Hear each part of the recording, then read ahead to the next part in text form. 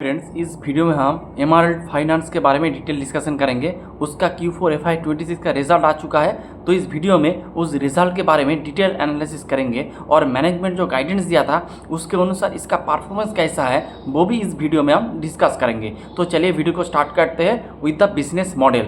तो अगर आप देखेंगे एमआरएल्ड फाइनेंस, इसका दो डिवीज़न है। एक है ये लोग लोन जनरेट करते हैं दूसरे बैंक के लिए, और एक है इसका फ़ी इनकम। तो अगर लेंडिंग यानी लेंडिंग इनकम, तो आपका जो दूसरे के लिए जो ये लोन जनरेट करते हैं इससे इसको फ़ी इनकम मिलता है, और जो लेंडिंग करते हैं खुद के नाम से तो इससे इसको इंटरेस्ट इनकम आते हैं। तो अगर आप देखेंगे ये जो फ़ी इनकम है, इसे ये लोग क्या करते हैं दूसरे बैंक के लिए आपका जो पर्सनल लोन जनरेट करते हैं, गोल्ड लोन जनरेट करते हैं, उसके बाद जो डेट सिंडिकेट करते हैं, तो इस तरह का काम ये लोग करते हैं और इसके थ्रू ये लोग जो फ़ी बेस इनकम ये लोग अर्न करते हैं। तो ये एक हो गया इसका पार्ट, और दूसरा पार्ट है इसका लेंडिंग, यानी ये लोग अपने एमएसएमई सेगमेंट में लेंड करते हैं। उसके साथ इसका और एक प्रोडक्ट है जो कि बहुत ही इंटरेस्टिंग एंड यूनिक प्रोडक्ट्स है, जिसका नाम है EWA यानी अर्ली वेजेस एक्सेस। तो मैं छोटे में शॉर्ट में बता देता हूँ what is EWA। Early wages access का मतलब होता है ये लोग क्या करते हैं, जो कंपनी होते हैं, जो एसएमई जो छोटे छोटे कंपनी होते हैं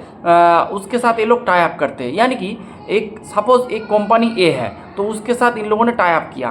तो टाई अप करेंगे तो इसका जो सारे जो एम्प्लॉय बेस है, ये 50 भी हो सकता है, 100 भी हो सकता है, तो ये हो सकता है। तो उसका जो पूरे एम्प्लॉय बेस है इसको ये लोग अर्ली लोन देते हैं। यानी सपोज आपका महीने के एक तारीख में आपको तनख्वाह हुआ, फिर आप देखेंगे कोई एक्सीडेंटल रीजन से वजह से, कोई भी फैमिली रीजन की वजह से अगर आपको कोई एक्स्ट्रा अमाउंट दरकार पड़ा, तो एमआरएल उसको एज ए लोन प्रोवाइड करते हैं। सपोज आपका सैलरी है 1 लाख पर मंथ, तो आपको उसका मोटा मोटी 30-40% ये लोग आपको एज ए लोन दे सकते हैं। तो अब आप लोगों तो एमआरएल क्या करेंगे, उस जो एम्प्लॉय है उसको ये लोग 30-40,000 का ये लोग लोन दे देंगे। और जब नेक्स्ट मंथ को जब उसका तनख्वाह आएंगे यानी सैलरी आएंगे, तब HR डिपार्टमेंट से उसका 40,000 काट के एमआरएल फाइनेंस को चुका कर देंगे। तब एम्प्लॉय का जो 1 लाख का सैलरी था उसको मिलेगा 40,000।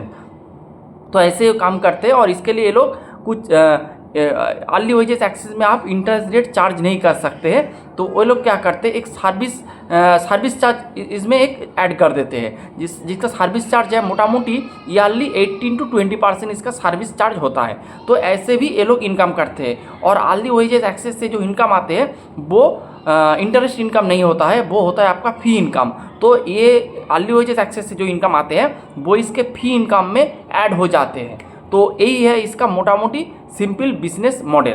तो ये बात है। और उसके साथ अगर आप इसका अब रिजल्ट देखते हैं, Q4 का रिजल्ट अगर देखेंगे तो मोटा मोटी ठीक ठाक ही है, लेकिन और थोड़ा अगर अच्छा होता तो बेहतर होता। क्योंकि अगर देखेंगे इसका रेवेन्यू 50% से ग्रो किया है, और FY26 में भी 50% से इसका रेवेन्यू ग्रो किया है। फिर इसका जो पैट देखेंगे मोटा मोटी 65% से इसका पैट ग्रो हुआ है, और FY26 में 70% से पैट ग्रो किया है। तो ये बात है। उसके बाद मैनेजमेंट का जो गाइडेंस था कि ये लोग मोटा मोटी FY27 के एंड में ये लोग 32 से 40 करोड़ का पैट बना लेंगे। तो ये मैनेजमेंट का गाइडेंस है। तो अभी इसका करेंट पैट है FY26 के एंड में, इसका करेंट पैट है 50 करोड़, तो अभी 15 करोड़ 15। तो अगर इसको ये लोग जो इसका जो मैनेजमेंट का दिया हुआ जो गाइडेंस है, अगर इसको ये अचीव करना है, फिर भी इसको मिनिमम 100% के ऊपर से अपना पैट ग्रोथ करना पड़ेगा। मैं ये नहीं कह रहा हूँ कि इम्पॉसिबल है, ये नहीं हो सकता है, इस तरह का बात बिजनेस में नहीं हो सकता है। ये हो सकता है, अब और नहीं भी हो सकता है, इस तरह का सिचुएशन है। तो मेरे हिसाब से आपको इस बिज़नेस को ट्रैक करना चाहिए। मैनेजमेंट जो गाइड किया है, आपको हमेशा क्या होता है, आपका पिन पॉइंट हमेशा आपको गाइडेंस नहीं भी मिल सकता है, लेकिन आपको बिजनेस का जो ट्रेंड लाइन है, जो ट्रैजेक्टरी है, जिस दिशा में चल रहा है, उस दिशा को पकड़ना है। मैनेजमेंट ने कहा है 32 से 40 करोड़ का पैट करेंगे। अगर ये 30 करोड़ भी करेंगे तो मेरे हिसाब से बहुत अच्छा नंबर है, क्योंकि ये लोग बेस धीरे धीरे बढ़ा रहा है। जो भी बहुत ही छोटा कंपनी है, 200 करोड़ का मार्केट कैप वाला फिनेंस कंपनी है, तो फिर भी ये लोग धीरे धीरे अपना अगर 100% से भी ग्रो करें और 30% का भी ये लोग पैट कर देंगे, तो भी मेरे हिसाब से नंबर इतना बुरा नहीं होगा। तो ये बात है। उसके साथ मैनेजमेंट ने जो ये इसका EWA का जो क्लाइंट था वो था आपका 180 था Q3 ऑफ FY26 के एंड में। अभी Q4 ऑफ FY26 इसका करंट EWA क्लाइंट्स हो गया है 210 यानी 210 ऑलमोस्ट 30 EWA क्लाइंट इन लोगों ने Q4 में ऐड किया है। तो मैनेजमेंट ने भी बताया था कि ये लोग चाहे तो बहुत सारा EWA क्लाइंट को ये लोग ऐड कर सकते हैं, लेकिन ये थोड़ा सूझबूझ के ऐड कर रहा है क्योंकि वो चाह रहा है इसके जो बुक है इस बुक में कोई भी दिक्कत नहीं आए, ये बात है। उसके साथ इसका जो MSME सेगमेंट है इसमें Q4 में एक NPA हुआ था। NPA का जो अमाउंट था वो था 26 लाख। तो ये मैनेजमेंट ने बताया था उसमें से ऑलमोस्ट 17 लैक्स इन लोगों ने ऑलरेडी रिकवर कर लिया था। रिमेनिंग पार्ट जो था वो Q4 में रिकवर हो जाना था, ये मैनेजमेंट का गाइडेंस है। लेकिन अभी तक कॉन कॉल नहीं हुआ है, तो देखते कैसे क्या होता है। और Q3 में 20 से 22-25% का NPA इसके पास है। मैनेजमेंट ने कहा है ये भी ये लोग रिकवर कर लेंगे, तो ये बात है।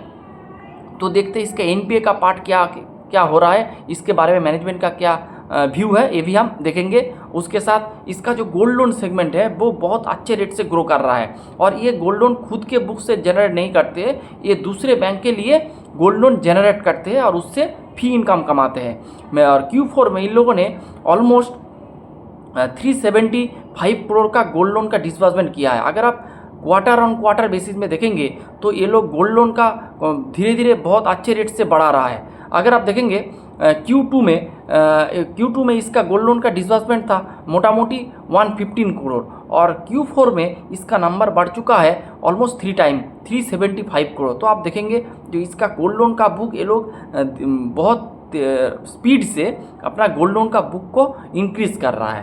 तो यही मोटा मोटी। और इसके साथ अगर आप इसका फी इनकम और इंटरेस्ट इनकम का रेशियो करेंगे तो फी इनकम इससे ऑलमोस्ट 60% फी इनकम जनरेट करते हैं और 40% इनकम ये लोग इंटरेस्ट इनकम से अर्न करते हैं। और अगर आप इसका EWA का परसेंटेज देखेंगे, अभी करंट इसका EWA का परसेंटेज ऑलमोस्ट 5% के बराबर है, लेकिन मैनेजमेंट ने कहा है अगले 1-2 साल में इसका परसेंटेज ये लोग 7 से 8% में लेके जाएंगे। तो यही मोटा मोटी रिजल्ट था। जब कॉन कॉल होगा तब मैनेजमेंट का व्यू हमको पता चल जाएगा, मैनेजमेंट गाइडेंस को घटा रहा है या फिर उसको ही मेंटेन कर रहा है, ये भी आपको पता चल जाएगा। तब और एक फुल वीडियो इसके बारे में हम बना लेंगे।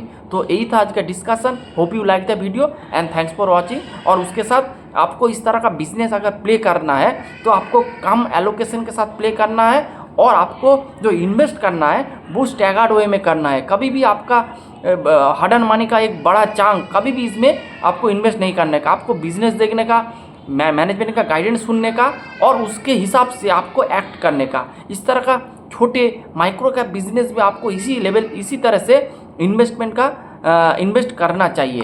तो यही था आज का discussion. Hope you like the video and thanks for watching the video. And कोई रिकमेंडेशन नहीं है।